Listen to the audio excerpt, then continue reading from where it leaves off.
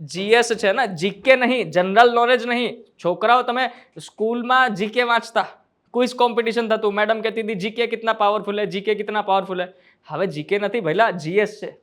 અડધા લોકોને એ નથી ખબર હોતી કે જીકે અને જીએસ માં ફરક શું છે.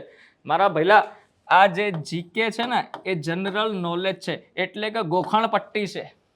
ગોખણ પટ્ટી કે ભાઈ સૌર્યમંડળમાં કેટલા ગ્રહો આવ્યા, તો સાહેબ હવે તો 8 થઈ ગયા. આ જીકે, જીકે નથી. શું છે? જીએસ છે. એ જે સૌર મંડળ છે, તમે મને એમ કહી દો કયો પ્લાનેટ ઊંધી દિશામાં ફરે છે પૃથ્વી કરતા, અને કેમ તે ફરે છે. સૌરમંડળનું સર્જન કેવી રીતના થયું? This is GS, analytical perspective. અહીંયા રટ્ટાફિકેશન વાળો કેન્ડિડેટ સીધો બહાર થઈ જશે. જે રટ્ટો મારીને આવશે સીધું બહાર ના. અહીંયા મારી રિક્વાયરમેન્ટ શું છે? આ એક્ઝામની રિક્વાયરમેન્ટ છે એનાલિટિકલ અપ્રોચ. કઈ અપ્રોચ છે સાહેબ?